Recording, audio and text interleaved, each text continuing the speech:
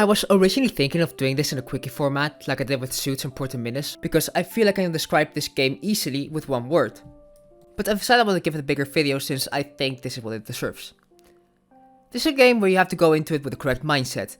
If you're going into this just to go through the main story and not do anything else, you're probably not gonna get a lot of an enjoyable time, which is the case with most games, but I want to emphasize this here because most of the quality from this game comes from optional side content. Either way, Walking on a Star Unknown is a game developed by Sagawa, who actually appears on this list twice, with their other game being Endroll. Walking on a Star Unknown follows the story of two alien siblings, Fukuro and Eddie, who one day crash land to an unknown planet. On this planet, there actually sits an entire civilization with a lot of history. While looking around this world, they alert to the fact that there is a cooking tournament, with the grand prize being one wish granted. They decide to partake in this tournament to have their ship repaired. This game is focused around cooking, and more importantly, it is just a fetch quest game. Which normally, if the quantity of the fetch quest is a huge sum that is also forced to continue the story, I would have had a huge problem with it. But in this game, almost everything is optional side content. The actual things you have to do to progress the main story are a really small portion of the game. If we were to follow the main story and only that, you would miss out on a lot of characters, quests, areas, events and so on. But I think the game will be able to be completed in only 3 hours. I chose to both focus on the main story while doing side quests for some things that I thought were interesting. So I ended up having a bit of mixed playtime. But if you go online, you can find playthroughs where they try to do everything that end up being hours and hours long. For me, the game took around 6 hours, with having befriended and done the side quests for the characters that I was really interested in. I know that I probably missed a lot of additional content. Hell, looking at the walkthrough, I feel like I only did 1/3 of what this game had to offer. But since this game doesn't force you to do it, you can play just at the pace you want. And to do the game gives you the freedom to decide, the gameplay doesn't end up becoming cumbersome or a chore. There's also a decent incentive to replay this game, since the meals for the tournament are dependent on what choice you make. For the first day, you can end up getting one of 3 different meals, which would lead you down different paths to complete them. Hell, even depending on if you decide to play as Fukuro or as Eddie, you'll get different scenes. This wasn't at all necessary, but was really nice to have since it makes each playthrough feel more unique and gives it replay value alongside the side content it already has to offer. The big focus of this game is the narrative of the world and the characters that reside in it. This world feels alive.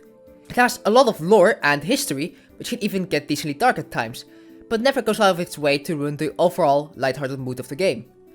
The characters in this game all feel really unique, all with their own personalities and storylines. This game thrives off of this, and it's done in a really charming and just heartwarming way. There are 12 main characters in this game who you can end up befriending, and even have an extra scene at the end of the game depending who you give a certain item to. Those characters of course have a lot of the focus on writing and have the higher quality of writing put into them, but it doesn't come at the cost of the rest of the game or smaller random NPCs. They all feel unique. My favorites were Eureka, Cormay and the Cat Bros, which I wish I could have befriended because they were really funny. Like with Stencil Girl, I don't have any fundamental complaints with this game, and I think my big complaint is a pure personal tasting. Still, I do want to mention it. With the focus on the game being on getting ingredients and cooking meals for people, this does lead you to at some point having to buy ingredients, which is not a problem at all.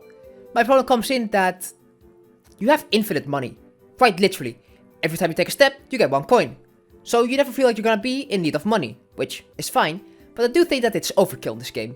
On the first day, I remember that there was a character who was trying to buy a bean from. This character then states what is supposed to be an exaggeratedly high number, since when you say no, he would have the prize. But since I'm quite literally made out of money, I just paid it like if it were nothing. That's gonna be a feeling you're probably gonna end up getting.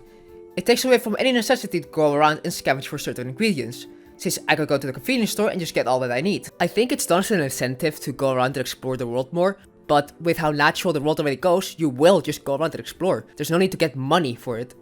I honestly would have preferred if this was nerfed a bit or was done in a different way, since with the amount of optional side content, you could have made it that you get money for completing them. Hell, there's even an additional way to make money aside from walking. At some point you can go and excavate for old relics, which you then go and sell. Honestly, for me at least, they could have removed the passive money generation and added rewards for side quests alongside with the mechanic they already had implemented in the game. Because in the end, I feel like I was single-handedly ruining this world's economy. But either how, like I said, I feel like this is just a personal tasting. Like I said at the start, this is a game that I can describe with one word. Sweet. It's a charming game with even more charming characters and writing. I really like this, and I had a lot of fun with this game. It was just an all-around wholesome experience. I'm putting this above Off for purely personal taste. Off and Walking on a Star Unknown's way of world building are completely different, and in this case, I prefer the latter.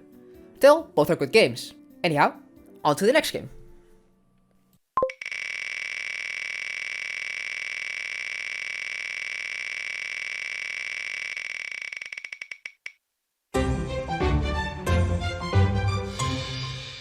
I swear that landed on Black Souls. But alright, guess I'll play Ghost Suburbs 2 and find out where the fuck Ghost Suburbs 1 is.